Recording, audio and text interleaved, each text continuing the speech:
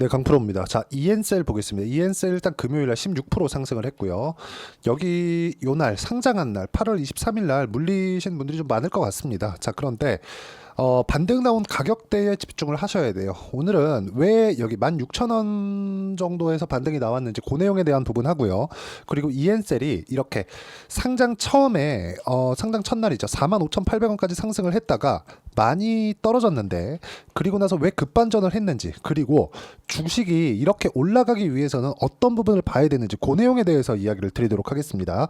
자, 가장 중요하게 보셔야 되는 건 가격입니다. 자, 그런데 그 가격에 대해서 이해를 하시기 전에 우리가 그걸 판단을 해야 됩니다. 지금 바이오 종목군들은 두 가지로 나눠져 있습니다. 첫 번째 CDMO, 여긴 위탁 생산입니다. 위탁 생산. 그리고 두 번째 신약 개발. 자, EN셀은 이 두 가지를 같이 병행할 계획을 가지고 있습니다. 자, 그런데 이쪽 CDMO에 대한 부분, 그리고 상장까지에 대한 스토리가 삼성하고 연관이 되어 있습니다. 이게 왜 그러냐? 자, EN셀에서 지금 개발 중인 약품 중에는 샤르코 마르투스병이라는 게 있습니다. 이게 삼성가에서 유전병으로 지금 알려져 있는 그런 병이죠.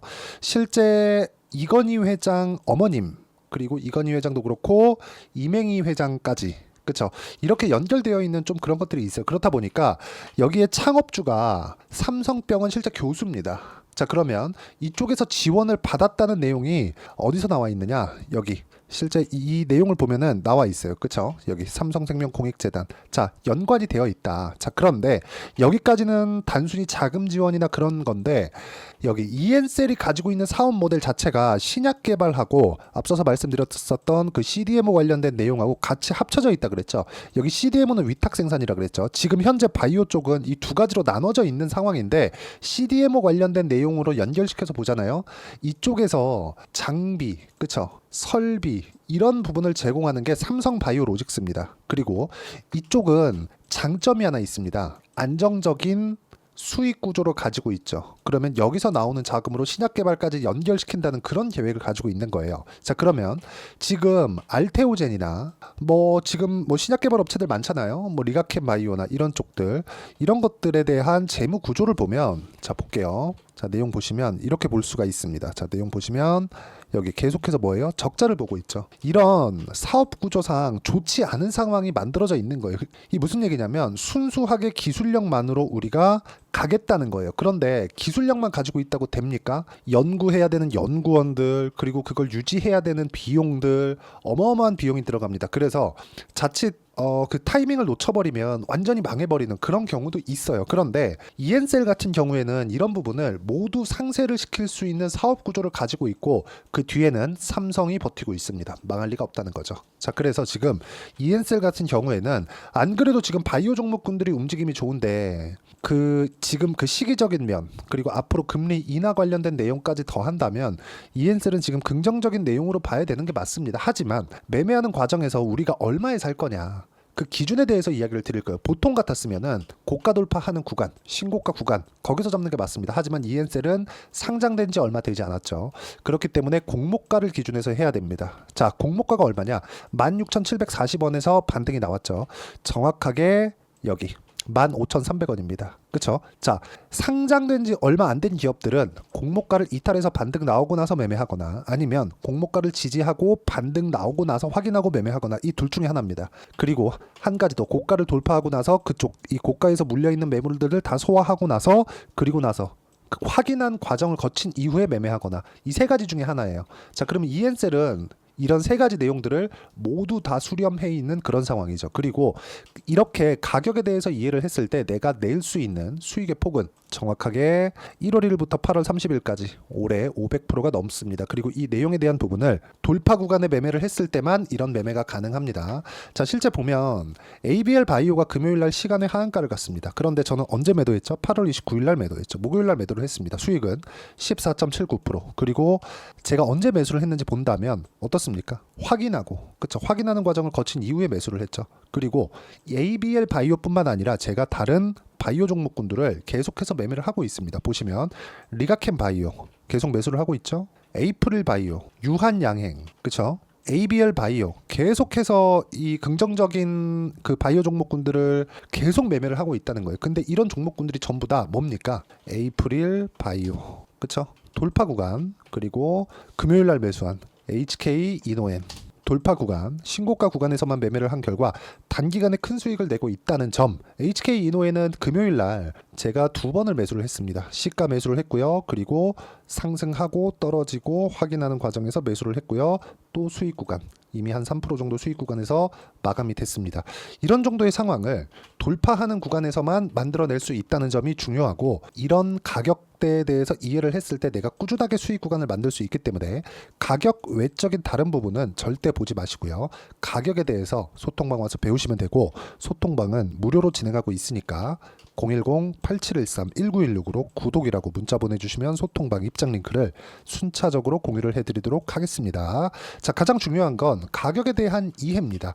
HK 이노엔 돌파 구간이죠, 그쵸? 자, 그리고 쭉 올려서 보면 ABL 바이오, 자 보세요, 돌파 구간이죠. 그랬을 때 14.79%의 수익 구간. 또 올려서 보면 유한양행은 아직 팔지도 않았습니다. 유한양행 보시면 어때요? 돌파 구간이죠. 그리고 급등세, 지금 30% 수익 정도를 보고 있는데 아직까지 안 팔았습니다. 저가라고 사는 게 아니에요. 올라왔을 때 샀어요. 그쵸? 그런 과정에서 5%씩 이렇게 손절 나오는 경우가 있습니다. 하지만 내가 다시 확인했을 때 또 매수해야 되는 그런 구간이 꾸준하게 발생하기 때문에 우리는 상승하는 구간에서 확인하고 매수를 할 수 있어야 됩니다. 그리고 이 내용에 대해서 이해를 했을 때 이런 식으로 수익 구간을 계속해서 만들어 갈 수 있다는 점이 중요하고, 올려서 보면 계속해서 강세 구간에 있는 종목군들만 합니다. 에이프릴 바이오 아까 전에 보셨죠? 여기 모나 용평 같은 경우에도 바이오는 아니지만 모나 용평, 자 보시면 어떻습니까?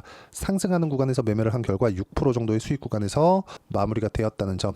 또 올려서 보겠습니다. 뭐 바이넥스도 있고 리가캠 바이오 같은 경우에도 아직까지 뭐 큰 수익이 발생한 건 아닙니다. 리가캠 바이오는. 근데 시장이 폭락하기 전부터 가지고 있었고, 매도를 한 결과, 폭락 이후에 매도를 한 결과 2.7% 수익, 그리고 나서 다시 올라가죠.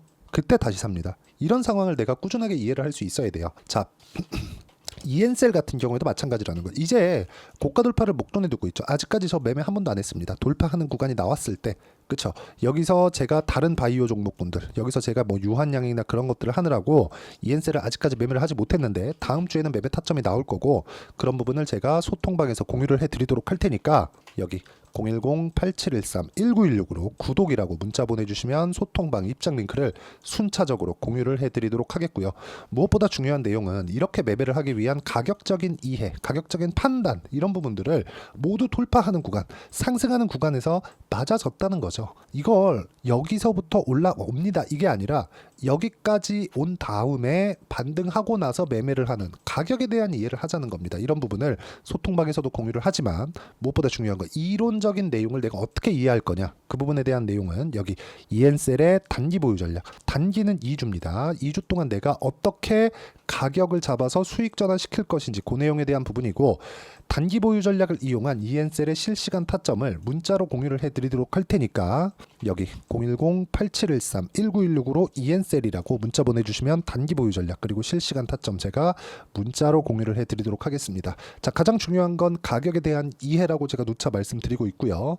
여러 가지 스토리들, 뭐 삼성가에서 지원을 받는 부분들, 그런 부분들이 있죠. 근데 그것보다 더 중요한 거, 그거는 그냥 기대감, 그쵸? 배경일 뿐이고, 그것보다 더 중요한 건 거기에 맞춰서 시세가 나오고 있다는 점 확인했기 때문에 매수 타점을 잡아야 되지만, 그런 부분을 최단기간에 내가 잡을 수 있는 가격에 대한 이해를 어떻게 할지, 그 부분에 대해서 이야기를 드린 거니까 반드시 이해를 하셔야 되고, 이해가 안 되면 영상 계속해서 보시면서 이해를 하셨을 때 모든 분들이 성공 투자하실 수 있을 겁니다. 자, 24년도가 돼도 여전히 시장은 녹록지 못합니다. 이런 상황이 벌어지는 건 어쩔 수 없습니다. 이런 상황에서도 수익이 나는 종목들의 구조는 변하지 않습니다. 즉 대시세 종목에 대한 구조는 변하지 않는다는 거고, 실제 제가 소통방에서 지속적으로 이야기를 드리고 있는 내용도 대시세 종목이나 시장 주도주를 공략하는 건 철저하게 가격 분석을 하라고 이야기를 드리고, 가격 분석 이후에는 이슈에 대한 파악, 그리고 이슈를 파악하고 나서는 다시 내가 얼마에 매수할지 그 타점에 대한 부분을 지속적으로 언급을 하고 있습니다.